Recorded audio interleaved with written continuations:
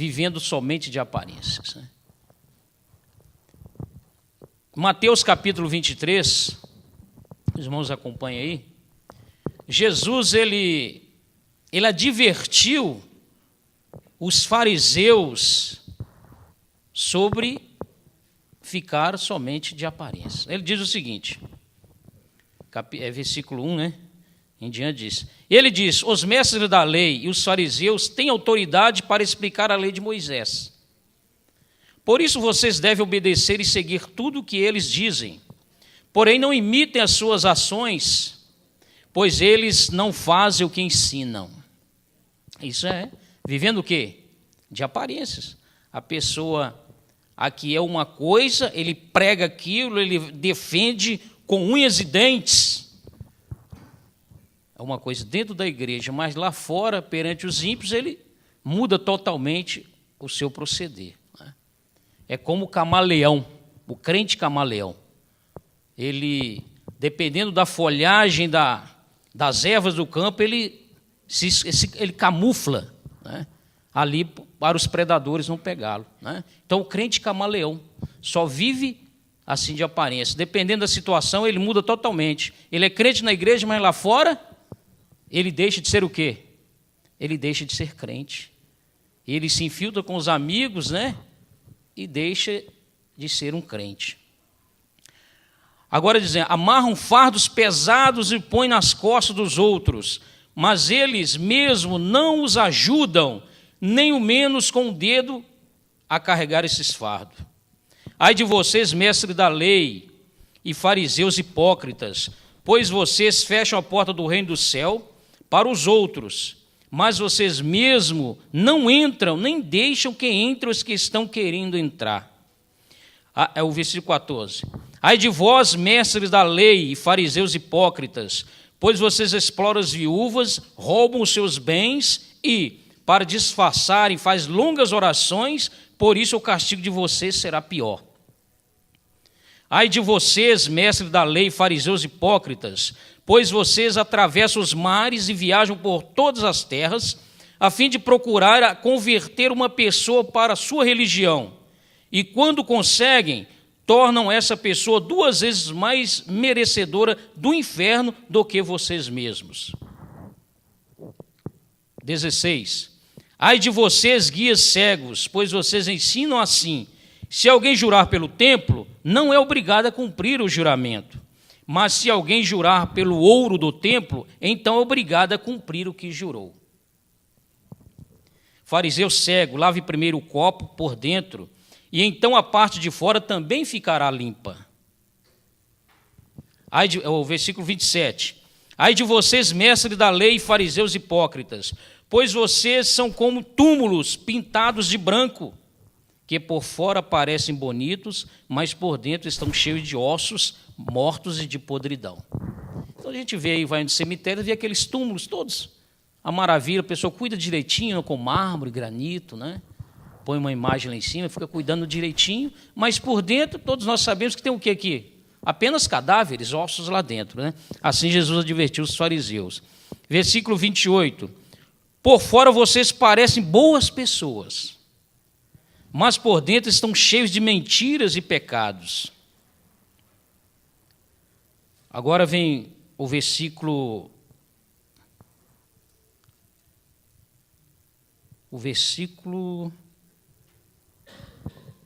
18. Vocês também ensinam isso. Se alguém jurar pelo altar, não, já li, né? Desculpa. O 19. Cego, qual é o mais importante? A oferta ou o altar que santifica a oferta? Por isso, quando alguém jurar pelo altar, está jurando pelo altar e por todas as ofertas que estão em cima dele. Quando alguém jura pelo templo, está jurando pelo templo e por Deus que mora ali. E quando alguém jura pelo céu, está jurando pelo trono de Deus e pelo próprio Deus que está nele. Ai de vocês, mestres da lei e fariseus hipócritas, pois vocês dão a Deus a 10ª parte, até mesmo da hortelã, da erva doce e do cominho, mas não obedecem aos mandamentos mais importantes da lei, que são o de serem justos com os outros, o de serem bondosos e de serem honestos, mas são justamente essas coisas que vocês devem fazer sem deixar de lado as outras. Guias de cegos, coam o mosquito, mas engole um camelo. Ai de vocês, mestres da lei, e fariseus hipócritas, pois vocês lavam o copo e o prato por fora, mas por dentro esses estão cheios de coisas que vocês conseguiram pela violência e pela ganância. Fariseu cego, lave primeiro o copo por dentro, e então a parte de fora também ficará limpa. Ai de vocês, mestres da lei e fariseus hipócritas, pois vocês são como túmulos pintados de branco, por dentro são bonitos, mas por fora ossos. Por fora vocês parecem boas pessoas. Então, aqui Jesus chamando essas pessoas que parecem uma coisa, vamos por assim, né? Por fora a carcaça, vamos dizer assim, né? Por fora. Mas por dentro, a pessoa não está vivendo aquilo que ele está pregando. Então, por isso que as pessoas dizem, aquela é sua igreja, mas fulano de tal é assim, cicrano, beltrano. Então, as pessoas não vão para aquela igreja. Então, dessa forma, nós estamos desonrando o nome de quem? De Deus, o nome de quem está sendo desonrado. É por isso que Cristo diz, é impossível que venha o quê? Os escândalos, né? Diz a palavra de Deus. E ainda Cristo diz, ai daqueles por quem o escândalo virá. Melhor seria amarrar uma pedra de moinho no pescoço e atirar o quê? Ao fundo do mar. Melhor seria isso, do que causar escândalo à igreja de Deus. É dessa forma que a palavra de Deus diz. Agora nós vamos partir para um outro lado. Uma história, não uma história, né, mas uma causa verídica que Cristo fez ali de uma maldição. Vamos ver aqui. É o episódio da figueira estéril. Está escrito em Marcos, no capítulo 11, versículo 12 ao 24. Então, diz o seguinte, a figueira estéril que ficou totalmente seca aconteceu após a entrada triunfal de Jesus em Jerusalém. Em Marcos 11, 12, 24, vemos que Jesus voltou para Betânia na segunda-feira de manhã, e o mestre retorna com seus discípulos a Jerusalém. Jesus vinha de um dia de intenso gasto de energias, e sua entrada em Jerusalém havia causado muita repercussão. Depois do cansaço e das emoções do dia anterior, no caminho de volta à cidade santa, o mestre teve fome. Então Jesus, nas pregações, na caminhada, durante o dia anterior, naquele dia mesmo, Jesus cansou, afadigou, e teve vontade de comer alguma coisa, né? Isso é normal de um homem. E à beira do caminho, a uma certa distância, uma figueira coberta de folhagens, de forma precoce, pois era primavera, chamava a atenção de Jesus. E o mestre se aproxima desta figueira para ver se acharia algum figo e se alimentar, mas encontra somente folhas. Veja só, vamos colocar isso, vamos dizer que somos esta figueira. Né? Jesus nos vê, todos bonitinhos, né? Parecido com pessoas justas. Quando a pessoa olha para nós, olha, aquele ali já foi trasladado. Né? A pessoa olha, mas isso é muito santo. Pelo parecer, pela nossa folhagem, a nossa capa. Não é isso? É isso que Cristo, a figueira está nos mostrando isso aqui. Jesus chegou, olhou e ela estava toda bonita, toda verde, e as folhas todas robustas, ela estava toda bonitona. E Jesus olhou, olha, ali tem figo, né? Ali tem frutos, e eu estou com fome. Mas quando, como diz o versículo 13, e ele viu de longe aquela figueira, ele chegou ali, não era tempo de figos, né? Mas Jesus olhou, ali deve ter algum figos, né? Temporão, vamos dizer assim, né? Mas ele chegando ali, infelizmente, não encontrou o que ele estava procurando. Trazendo para a nossa vida espiritual, Jesus nos olha e diz, ali tem que ter o quê? Tem que ter frutos. Tem que ter fruto ali naquela árvore. Por isso que ele diz, né, pelos seus frutos vos conhecereis. E ele diz, pode um abacateiro produzir figos? Pode uma mangueira produzir abacate? Pode um pé de melancia, uma rama dar pepinos? E Jesus diz, isso é impossível. Então ele diz, pelos frutos vos conhecereis. Pelo fruto nós conhecemos as árvores. Nós vemos ali um pé robusto, olha, o abacateiro está repleto de frutos. Lá não vai ter manga. Ninguém vai ao pé de um abacate procurar mangas, ele não vai encontrar. Mas Jesus, olhando esta figueira, ele diz, lá tem frutos. E olhando para nós, e ele diz, ali tem que ter o quê? Tem que produzir frutos. Por que tem que produzir frutos? Que nós devemos estar constantemente ligado à árvore para receber a seiva. Então, por isso que ele diz, sem mim nada podeis fazer.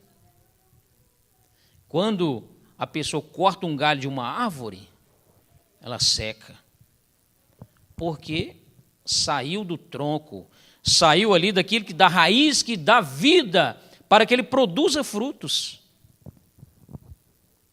Então é isso que Cristo quer, que nós não vivemos de aparências, mas que nós vivemos a realidade das coisas.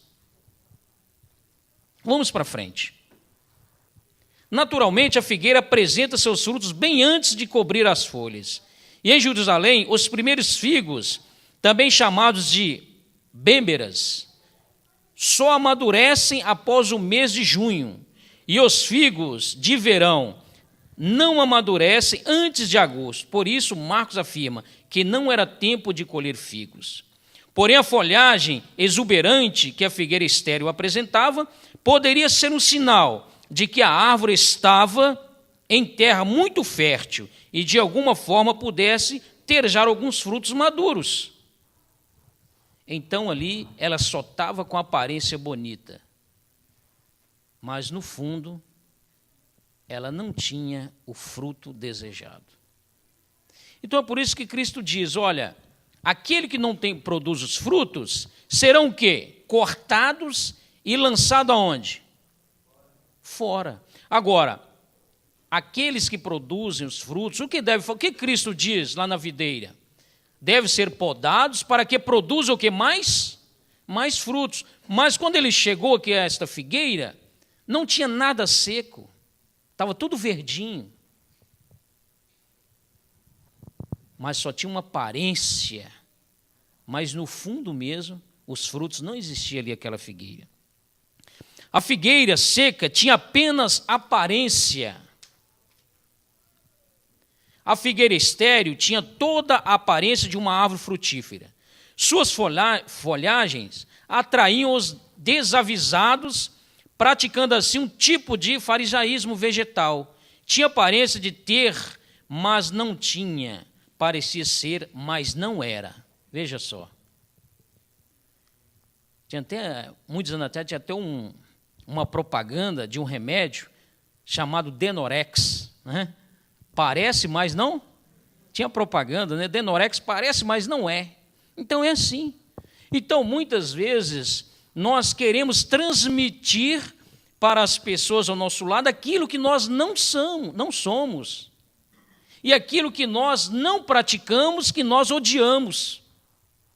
Mas nós queremos empurrar a goela abaixo das pessoas. Não é isso? Não, você deve aceitar isso. Mas, no fundo mesmo, nós não estamos cumprindo com aquilo que passou para nós. Como vamos exigir das pessoas que eles cumpram o que nós não estamos cumprindo? Os irmãos concordam comigo? É isso. É por isso que Cristo falou, fariseus cegos, hipócritas. Vocês colocam fardo nas pessoas, mas vocês mesmos não querem nem ajudar, se mover nem com o dedinho, ajudar, tirar esse fardo das pessoas.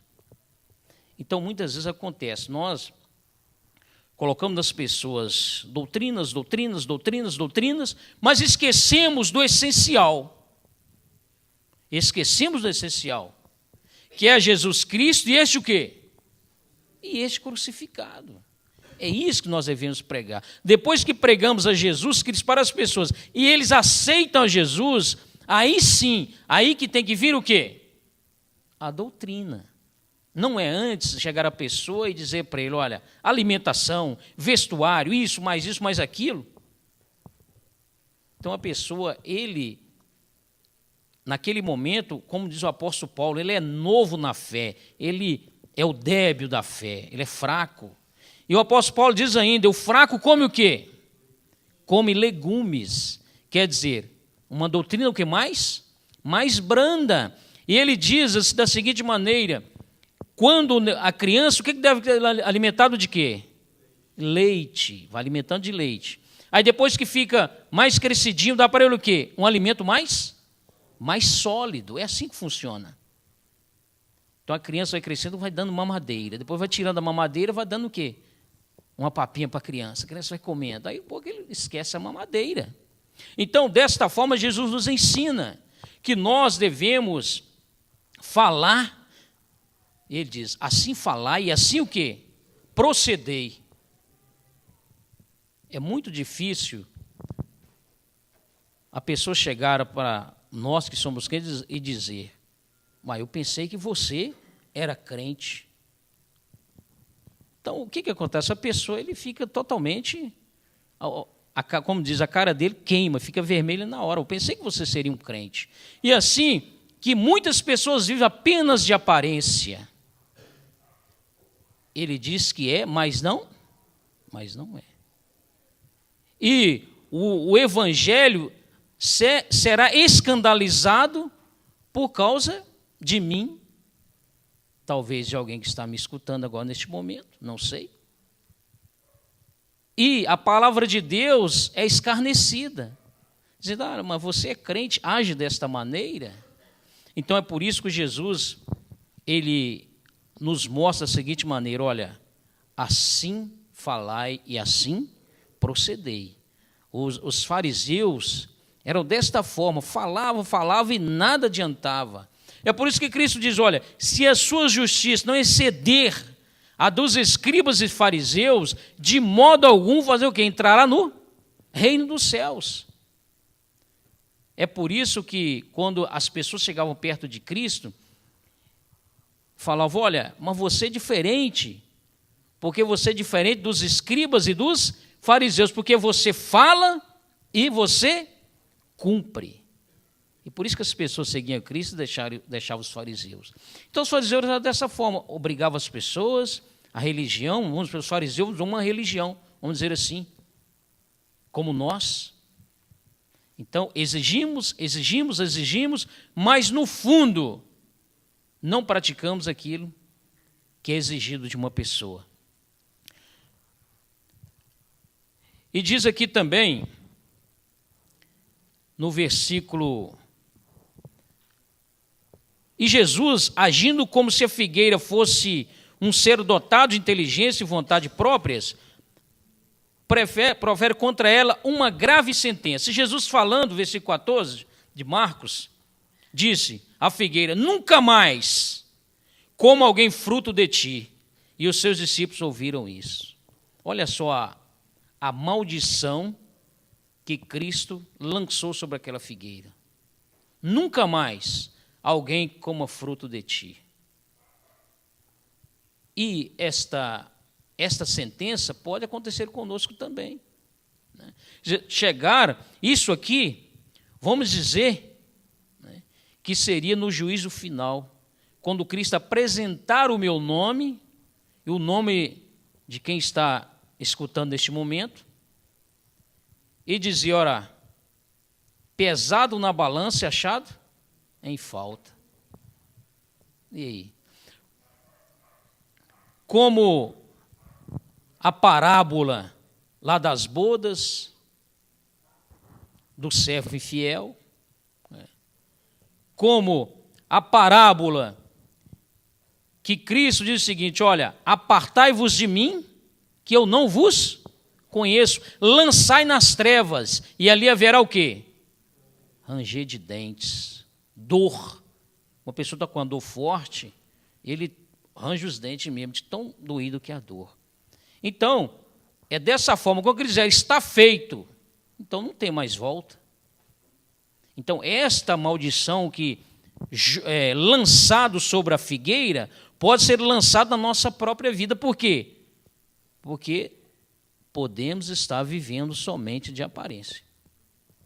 Somente somos cristãos de aparência, né? Mas quando uma pessoa chega perto de nós, nós mudamos totalmente, tiramos a capa de crente e vestimos a capa de ímpio, e praticamos as mesmas coisas que os ímpios praticam. Quer dizer, não estamos dando fruta, tiramos a folhagem verdinha e ficamos secos. Aí o que acontece com esses galhos secos? Serão cortados e queimados ao fogo. Interessante que o mestre, contra as outras figueiras que estavam sem folhas e sem frutos, e de nada reclama, as outras figueiras estavam sem frutos, porém apresentavam sua imagem verdadeira, sem querer se passar por algo que não eram. Estavam sem folhagens, quem as vissem saberiam que não encontrariam figos nela. Olha a diferença. Uma vivendo de aparências e a outra vivendo o quê? A realidade das coisas. Está vendo que importante?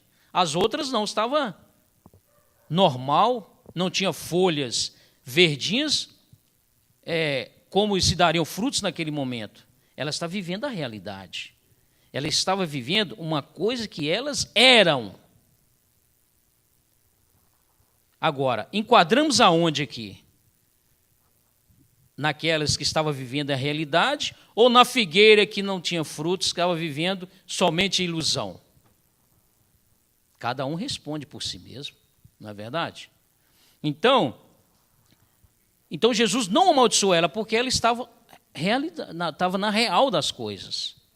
Estava vivendo um momento. E Jesus viu que era justa, assim quando Cristo olha para nós. E vê que estamos vivendo a realidade das coisas e não vivendo por aparência, não nos joga a maldição como jogaste na figueira, né? Dizendo, olha, ninguém mais coma fruto de ti. Então, o que aconteceu com aquela figueira naquele momento? Depois, no dia seguinte, os discípulos notam que a figueira estéril tinha se tornado em figueira seca desde as suas raízes. Está vendo? Olha, quando chegaram na figueira, estava totalmente seca. Olhou, a raiz também estava seca. E eles, passando pela manhã, viram, versículo 20, que a figueira se tinha secado desde as raízes. E Pedro, lembrando-se, disse, mestre, eis que a figueira que tu amaldiçoaste se secou. Veja a surpresa, né, que o apóstolo Pedro teve naquele momento. Naquele momento que Cristo amaldiçoou, eles não notaram nada. Talvez nem perto estava, talvez estava um pouco distante. Mas no dia seguinte, passando por ali, olhou, mas que coisa diferente. Ontem, essa figueira estava verdinha, toda bonita, agora está toda seca. E ele lembrou, olha, mestre, você amaldiçoou a figueira e agora secou totalmente, né? Então, irmãos, essa maldição contra a figueira seca, sem dúvida, tem uma simbologia semelhante à de uma parábola. A nação judaica, apesar de contar com tantos favores divinos através dos séculos, tantos milagres e livramentos, apresentava sobre a sua cultura uma aparência religiosa e superficial, mas, infelizmente, desprovida de frutos de arrependimento. E Jesus, o supremo agricultor, anuncia que usará o machado para cortá-la. Como Cristo diz, eis que está posto o machado aonde? Na raiz da árvore. E ele diz, todo aquele que não produz frutos será cortado e lançado ao fogo. A nação judaica tem uma simbologia conosco, a igreja de Deus. Temos o quê? Nós somos do povo de Deus, né? Nós temos livramentos, favores divinos, através de muito tempo, né? Temos também, podemos ter uma aparência religiosa superficial. E o que vai acontecer? O machado está pronto para cortar a lavra. Aquilo que não presta tem que cortar. Então, é isso que traz para nós hoje. Podemos ser a figueira cheia de folhagens, verdinhas, mas no fundo não tem frutos. Ou podemos ser a figueira real, que não tinha folhagem, mas ela estava vivendo a realidade das coisas. São dois grupos, duas classes de pessoas. Um vive a realidade das coisas e outro vive apenas de aparências, né? Não adianta parecer santo como os fariseus e os religiosos de Israel faziam. Eles queriam ser vistos pelos homens como melhores, mais justos, mais adoradores, que oravam mais, que jejuavam mais, que sacrificavam mais. Nós podemos ser assim também, se orgulhar. Templo do Senhor é esse. Não podemos falar assim? E podemos dizer, não, nós somos guardadores da lei de Deus, nós somos o povo de Deus. Mas Cristo diz, eis que eu tenho outras ovelhas que não são o quê? Deste aprisco. A mim compete o quê? Trazê-los para este aprisco. Então, quando muitas vezes vemos uma pessoa de uma igreja caída, as pessoas, muitos dos irmãos, já vi pessoas dizer, olha, está perdido, está isso, está aquilo. Então, estamos fazendo como? Como os fariseus, né? Querendo ser mais santo do que os outros, tendo a chave do reino, que é a palavra de Deus, não entramos e nem outros também entram, impedimos que as pessoas entrem. Por isso que a serva do Senhor diz, né? Que muitas vezes não vêm pessoas para a igreja por causa de quê? Por causa para não se escandalizar. Né? É lógico que a pessoa está errada, porque deve olhar para quem? Para Cristo. Mas a pessoa está vindo, ele não pensa assim. Ele pensa de ver, nossa, como as pessoas se vestem, as irmãs com aquela saia comprida, olha, deve ser uma santa mulher, né? Olha, aquele irmão deve ser um santo homem. As pessoas, eles pensam, eles nos veem assim. É um direito que nós temos também de transmitir para eles, mas eles veem nós dessa forma que nós devemos o quê? Transmitir para eles. Mas quando ele chega e depois chega de frente e olha, não era o que eu pensava. E sai. Agora, quando é um irmão, nós que estamos há muito tempo na igreja, isso não nos contamina. Por quê? Porque não devemos olhar aquele que está à direita ou aquele que está à esquerda. Devemos manter os olhos aonde? Fitos em Jesus. Só Ele é o nosso quê? Só Ele que é o nosso exemplo. Não é isso, irmãos? Só Cristo é o nosso exemplo. Porque se eu olhar para o irmão, eu vou ver falha nele. Se ele olhar para mim, ele vai ver muitas falhas também. E vice-versa. Não é verdade? Ele vai ver em mim falha. E também vou ver em vários irmãos. Mas isso não deve tirar a nossa fé no sacrifício expiatório de Cristo no Calvário. Não deve tirar o nosso foco. Né? Não deve tirar o nosso foco. E dizer, tem misericórdia de mim, o quê? Pecador. Davi fez dessa forma. Davi fez tanta atrocidade que ele pecou e fez muitas coisas erradas, mas ele disse, Senhor, tem misericórdia de mim, pecador. E ele diz, olha, quando eu me calei, os meus ossos se o quê? Se secaram. Mas quando ele se abriu com Deus, ali tudo foi o quê? Foi renovado. E ele foi perdoado. Agora, se eu olhar para o que está ao meu lado, à minha esquerda, eu vou ver defeitos, e ele vai ver em mim também. Mas isso não deve tirar a nossa atenção no sacrifício de Cristo na cruz do Calvário. Diz aqui também, diz que até suas vestes eram melhores, olha só, os fariseus, só andavam em companhia dos mais santos, viviam em busca da aparência do louvor dos homens, suas folhagens estavam verdinhas, muito exuberantes, mas eles nunca se encontravam os frutos do amor, do perdão, da misericórdia, só acreditavam em sacrifícios e punições, olha só. Aí dizemos, olha, e fulano, o irmão, quando tem um problema, vamos puni-lo, vamos cortá-lo, vamos excluí-lo, e pá, e assim vai. Né? Mas esquecemos de quê? Do amor, do perdão e da o quê?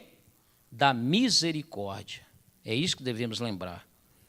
E o que ao final terminava, tudo eu, eles eram tudo eu. Eu jejuei, eu orei, eu sacrifiquei, sou santo, eu mereço. Não é isso? Então, irmãos, agora, o fruto certo no tempo certo. Ninguém pode enganar a Deus. O homem é que se engana a si mesmo. Deus conhece o coração humano. Ele sabe das suas intenções, das nossas intenções. Não se pode viver de aparências. Temos de ser a essência. Temos de viver a nossa realidade. Não é se mostrar, colocar-se um terno e dizer, eu sou crente, mostrar para as pessoas, mas no convívio social, né? No convívio social com outras pessoas, nós estamos o quê? Desonrando o nome? O nome de Deus. E a maldição que caiu sobre a figueira pode cair em nós também. Se já não estamos produzindo frutos, aí não vai produzir mesmo, porque, olha, não produza mais fruto. Pronto. Secamos, né? Aí secamos o quê? O secamento espiritual, a morte espiritual da figueira, né? Que somos nós.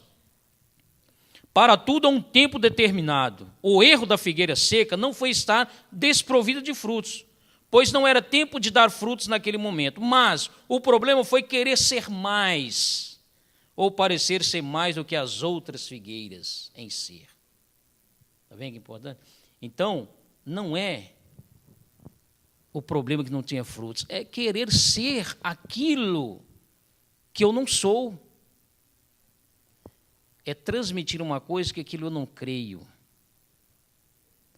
É pregar para a pessoa e depois a pessoa nos vê numa rua, vê numa reunião, eu fazendo aquilo que eu disse para ele, olha, não faça. Quer dizer, eu coloquei o quê? Sobre ele um peso, um fardo. Mas eu não quero ajudar ele a tirar. É por isso que o apóstolo Paulo diz, né? Sede os meus imitadores como eu sou de Cristo. Então, Paulo falou dessa forma, por quê? Porque ele vivia a essência do cristianismo. Ele vivia a essência do cristianismo. Que ele diz, eu me fiz judeus para ganhar os judeus, me fiz de fraco para ganhar os fracos, me fiz de grego para ganhar os gregos. O que quer dizer isso? Ele se infiltrou no meio deles, mas ele não praticava as obras deles. Então quer dizer que a pessoa diz o seguinte, olha, então para mim ganhar o bêbado, eu vou no bar, vou sentar, vou beber uma cervejinha com ele. Não é dessa forma que o apóstolo Paulo fez. Para mim ganhar o drogado, então eu vou fumar uma maconha com ele ali, tirar uns tragos com ele, tudo bem, aí eu vou pregar para ele. O apóstolo Paulo não fez assim. Ele viveu a essência no meio deles, infiltrado ali, mas ele pregou o evangelho, não convivendo com as coisas que eles praticavam. Dessa forma. Então, por isso que ele diz, sede os meus imitadores, como eu sou de Cristo. Somos todos filhos do nosso Pai Celeste, somos iguais. E se nos submetermos em amor